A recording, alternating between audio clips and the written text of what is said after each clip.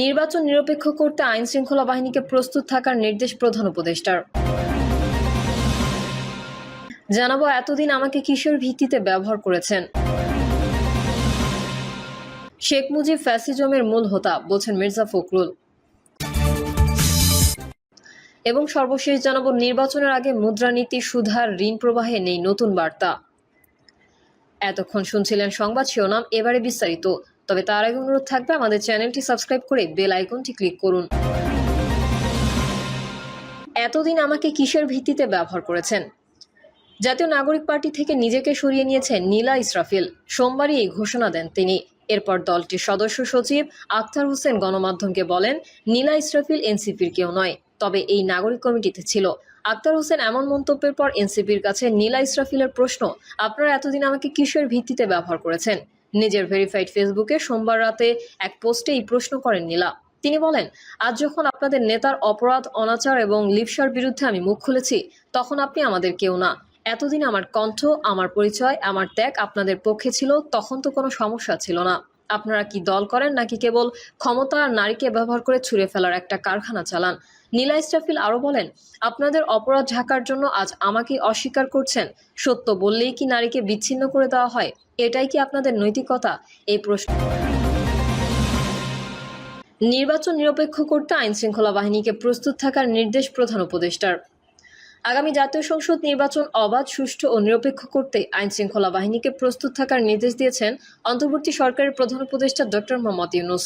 বৈঠকে নির্বাচনী প্রক্রিয়া সুষ্ঠুভাবে সম্পন্ন করতে ভোটার তালিকা হালনাগাদ, নিরাপত্তা নিশ্চিতকরণ এবং রাজনৈতিক দলগুলোর মধ্যে সহিংসতা রোধে কার্যকর ব্যবস্থা নিয়ে আলোচনা হয়। প্রধান উপদেষ্টার সভাপতিত্বে এই বৈঠকে স্বরাষ্ট্র উপদেষ্টা ও আইন শৃঙ্খলা বাহিনীর ঊর্ধ্বতন কর্মকর্তারা উপস্থিত ছিলেন। প্রধান উপদেষ্টার আইন শৃঙ্খলা বাহিনীর সদস্যদের নিরপেক্ষতা ও পেশাদারিত্ব বজায় রাখার উপর নজর দেন। বৈঠকে তিনি বলেন, কোনো ক্রমে আইন শৃঙ্খলা বাহিনীর আচরণে পক্ষপাতের অভিযোগ উঠতে পারবে না। কোনো রাজনৈতিক দলের হয়ে নয়, রাষ্ট্রের পক্ষে নিরপেক্ষভাবে কাজ করতে হবে। ভোটার যেন নির্বিঘ্নে কেন্দ্রে গিয়ে ভোট দিতে পারেন, সেটা নিশ্চিত করতে গোয়েন্দা নজরদারি বাড়ানোর উপর জোর দিয়েছেন তিনি। এতদিন আমাকে কিসের ভিত্তিতে ব্যবহার করেছেন? জাতীয় নাগরিক পার্টি থেকে নিজেকে সরিয়ে নিয়েছেন নীলা ইসরাফিল। সোমবারই এই ঘোষণা দেন তিনি। এরপর দলটির সদস্য সচিব আখতার হোসেন গণমাধ্যমকে বলেন, নীলা ইসরাফিল এনসিপির কেউ নয়, তবে এই নাগরিক কমিটিতে ছিল। আখতার হোসেন এমন মন্তব্যের পর এনসিপির কাছে নীলা ইসরাফিলের প্রশ্ন, আপনারা এতদিন আমাকে কিসের ভিত্তিতে ব্যবহার করেছেন? নিজের ভেরিফাইড ফেসবুকে সোমবার রাতে এক পোস্টে এই প্রশ্ন করেন নীলা। তিনি বলেন, আজ যখন আপনাদের নেতার অপরাধ, অনাচার এবং লিপসার বিরুদ্ধে আমি মুখ খুলেছি, তখন আপনি আমাদের কেউ না। এতদিন আমার কণ্ঠ, আমার পরিচয়, আমার ত্যাগ আপনাদের পক্ষে ছিল, তখন তো কোনো সমস্যা ছিল না। আপনারা কি দল করেন নাকি কেবল ক্ষমতা আর নারীকে ব্যবহার করে ছুঁড়ে ফেলার একটা কারখানা চালান? নীলা ইসরাফিল আরো বলেন, আপনাদের অপরাধ ঢাকার জন্য আজ আমাকে অস্বীকার করছেন। সত্য বললেই কি নারীকে বিচ্ছিন্ন করে দেওয়া হয়? এটাই কি আপনাদের নৈতিকতা? এই প্রশ্ন আজ শুধু আমার না, এই প্রশ্ন প্রতিটি নারীর, যাকে আপনারা দলীয় পরিচয়ে ব্যবহার করেছেন আর পরে অপরিচিত বানিয়েছেন। জাতীয় নাগরিক পার্টি আজ আমাকে অস্বীকার করছে, কিন্তু প্রশ্ন থেকে যায়, আপনারা কি শেখ মুজিব ফ্যাসিজমের মূল হোতা বলছেন মির্জা ফখরুল। শেখ মুজিবুর রহমানকে ফ্যাসিজমের মূল হোতা আখ্যা দিয়ে বিএনপির মহাসচিব মির্জা ফখরুল ইসলাম আলমগীর বলেছেন, তিনি গণতন্ত্রকে কবর দিয়ে একদলীয় শাসন বাকশাল করেছিলেন। সংস্কার কার্যক্রমে বিএনপির ঐতিহাসিক অবদানের কথা স্মরণ করে মির্জা ফখরুল বলেন, আমাদেরকে অনেক খোঁটা দিয়ে কথা বলে যে আমরা সংস্কার চাই না। সংস্কারের চিন্তাটাই তো আমাদের। সংস্কারের শুরু আমাদের দিয়ে। 1975 সালের আগে শেখ মুজিবুর রহমান, যিনি ফ্যাসিজমের মূল হোতা, তিনি গণতন্ত্রকে কবর দিয়ে একদলীয় শাসন বাকশাল করেছিলেন। সেই বাকশাল থেকে ফিরিয়ে বহুদলীয় গণতন্ত্র নিয়ে এসে মাল্টি পার্টি সিস্টেমের যে গণতান্ত্রিক ব্যবস্থা চালু করলেন কে? আমাদের দলের প্রতিষ্ঠাতা জিয়াউর রহমান। তিনি বলেন, এই বহুদলীয় গণতন্ত্র, বাক স্বাধীনতা, সংবাদপত্রের স্বাধীনতা ইত্যাদি সংস্কার শুরু করলেন জিয়াউর রহমান। এগুলো ছিল তার রাজনৈতিক সংস্কার। আর অর্থনৈতিক সংস্কার কি ছিল? একটা বদ্ধ তথাকথিত ভ্রান্ত অর্থনৈতিক ধারণা থেকে তিনি নিয়ে এলেন মুক্তবাজার অর্থনীতির ধারণায়। সেটা করে তিনি 3-3.5 বছরের মধ্যেই বাংলাদেশের চেহারা বদলে গেল। কিসিঞ্জার বাংলাদেশকে বটমলেস বাস্কেট বলেছিলেন। সেই আমেরিকা বলল যে বাংলাদেশ এখন একটা সম্ভাবনাময় দেশ। এসব কথাগুলো আমাদের মনে রাখতে হবে, জানতে হবে বারবার। খালেদা জিয়ার আমলের সংস্কার তুলে ধরে তিনি বলেন, দেশনেত্রী Begum Khaleda Zia presidential form of গভর্নমেন্টকে পার্লামেন্টারি ফর্ম অব গভর্নমেন্ট নিয়ে গেলেন। এখানে যারা বসে আছেন তারা দেশনেত্রীর সঙ্গে লড়াই করেছেন, রাস্তায় জেল খেটেছেন একইভাবে স্বৈরাচারকে দূর করার জন্য। তবে বর্তমান সময়ে সংস্কারের নামে যেই নতুন নতুন চিন্তা ভাবনা আসছে সেগুলোকে সমস্যা মনে করছেন মির্জা ফখরুল। সমস্যাটা ওই জায়গায় হয় যখন দেখি যে নতুন নতুন চিন্তা আসছে, সেই চিন্তার সাথে আমাদের দেশ জাতি পরিচিত নয়। এই ব্যাপারে আমি কমেন্ট করব না। একটা কমেন্ট করতে চাই, এই যে পিআর বা সংখ্যানুপাতিক হারে প্রতিনিধি নির্বাচন নিম্নকক্ষে, এটা আমাদের দেশের মানুষ বোঝেই না। নির্বাচনের আগে মুদ্রানীতি, সুদ হার, ঋণ প্রবাহে নেই নতুন বার্তা।